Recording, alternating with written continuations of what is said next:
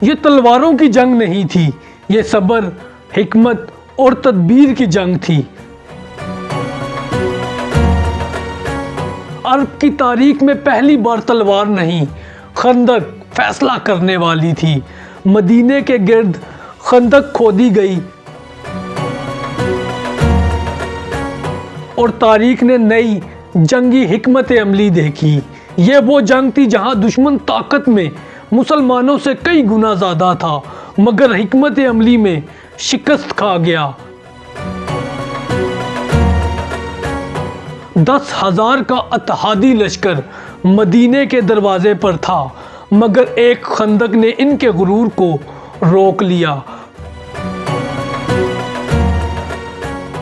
غزوہ خندق نے ثابت کیا کہ اسلام صرف بہادری نہیں، عقل اور تدبیر کا دین بھی ہے۔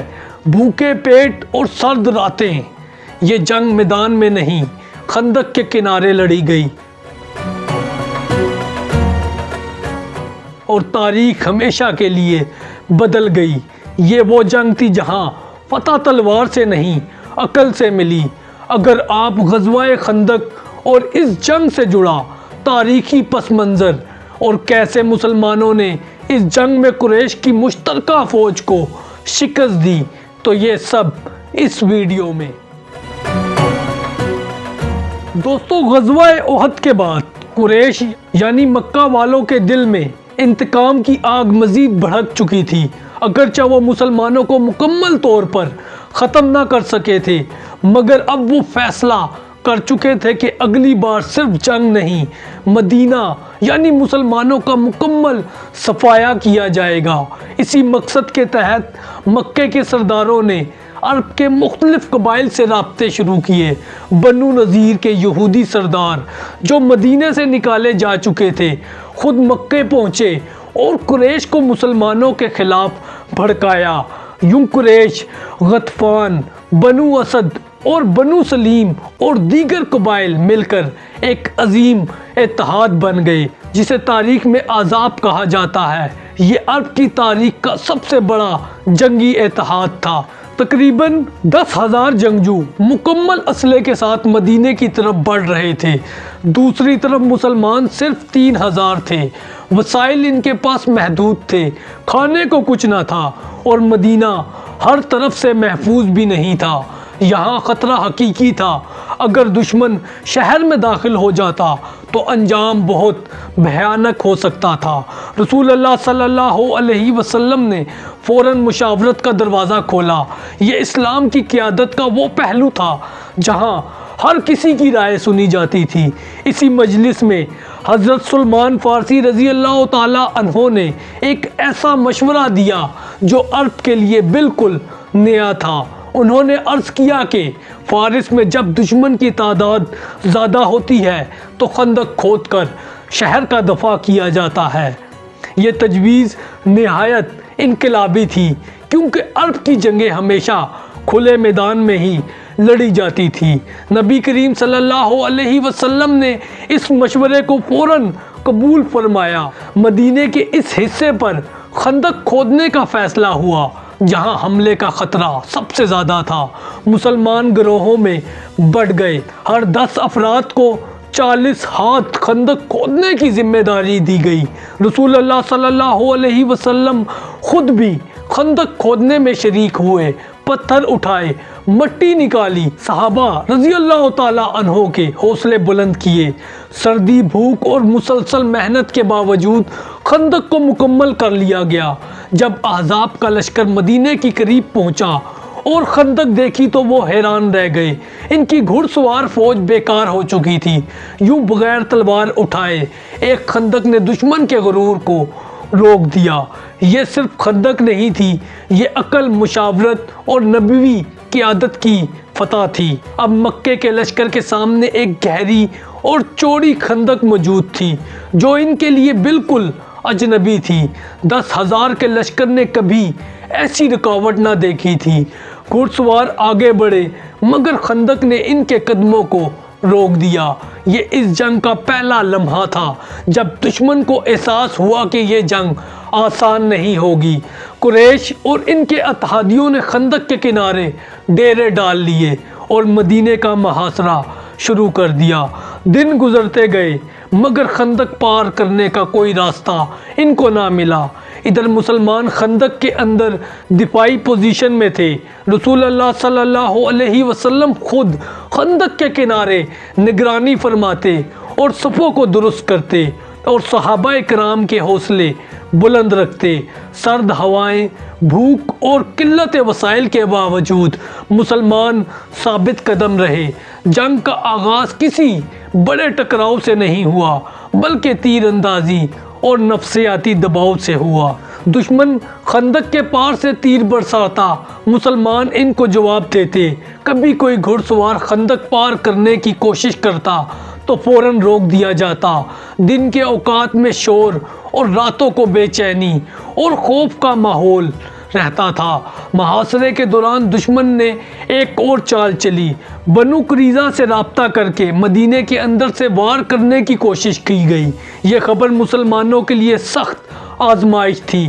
قرآن نے اس کیفیت کو یوں بیان کیا کہ دل حلق تک آ گئے، مگر رسول اللہ صلی اللہ علیہ وسلم نے حوصلہ نہیں ہارا، نگرانی بڑھا دی۔ خواتین اور بچوں کی حفاظت کا انتظام کیا گیا اور ہر ممکن دروازہ بند کر دیا گیا۔ یوں خندق کے کنارے یہ جنگ شروع ہوئی، نہ تلواروں کی یلغار سے، نہ نیزوں کے ٹکراؤ سے، بلکہ صبر، حکمت اور انتظار کے ساتھ۔ محاصرہ طویل ہوتا جا رہا تھا۔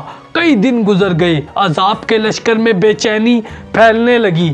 خندق نے ان کی طاقت کو جکڑ رکھا تھا، مگر قریش کے ایک نامور جنگجو کے دل میں اب بھی غرور کی آگ زندہ تھی۔ یہ تھا عمرو بن عبدود، عرب کا مشہور ترین سورما پہلوان، جس کے بارے میں کہا جاتا تھا کہ وہ اکیلا 1000 کے برابر ہے۔ بدر کی جنگ میں زخمی ہونے کے باعث شریک نہ ہو سکا تھا اور اب احد کا بدلہ بھی باقی تھا۔ ایک دن اس نے خندق کے ایک نسبتاً تنگ حصے کو دیکھا، گھوڑے کو ایڑ لگائی اور خندق کو پھلانگ گیا، اور اس کے ساتھ چند اور جنگجو بھی آگے آ گئے۔ خندق کے اس پار پہنچ کر اس پہلوان نے بلند آواز میں للکارا، ہے کوئی جو مجھ سے مقابلہ کرے؟ میدان میں خاموشی چھا گئی۔ یہ معمولی چیلنج نہ تھا، اس پہلوان کا نام ہی دل دہلا دینے کے لیے کافی تھا۔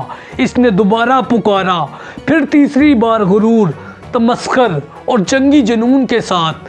ہر بار فضا مزید بھوجل ہو جاتی۔ اسی لمحے حضرت علی رضی اللہ تعالی عنہ اٹھے، جو جوان تھے مگر ایمان میں پہاڑ تھے۔ رسول صلی اللہ علیہ وسلم نے پہلے انہیں روکا، پھر جب اس پہلوان کی للکار بڑھتی گئی تو حضرت علی رضی اللہ تعالی عنہ کو اجازت فرمائی۔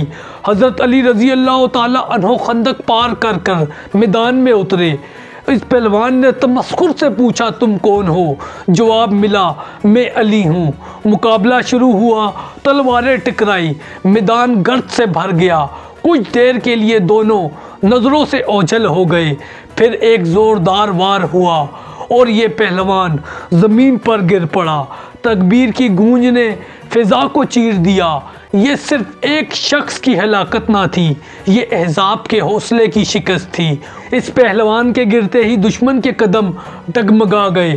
خندق کے پار آنے کی ہمت کسی میں نہ رہی تھی۔ رسول صلی اللہ علیہ وسلم نے فرمایا کہ علی کا یہ وار قیامت تک کی عبادتوں سے افضل ہے۔ یہ وہ لمحہ تھا جب خندق کے کنارے حق اور باطل کا فیصلہ ہو چکا تھا۔ عمرو بن عبدود کے انجام کے بعد خندق کے کنارے فضا بدل چکی تھی۔ احزاب کا لشکر جو اب تک صرف تعداد کے غرور میں کھڑا تھا، اب دل سے ہارنے لگا تھا۔ خندق پار کرنے کی جرأت کسی میں باقی نہ رہی تھی۔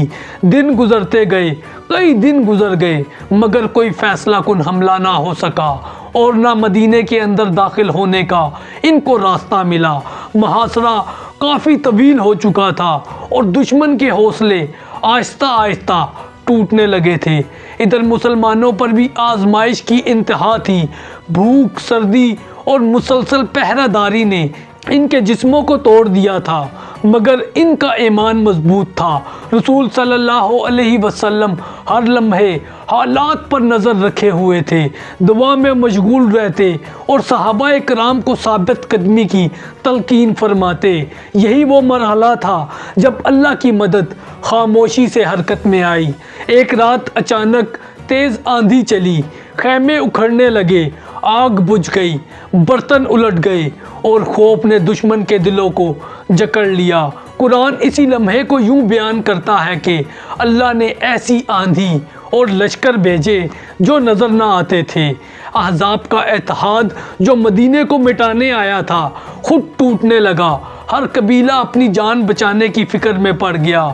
कुरैश और इनके इत्तेहादियों ने फैसला किया कि अब यहाँ रुकना मुमकिन नहीं। बगैर किसी ऐलान और अंधेरे में वापसी शुरू हो गई।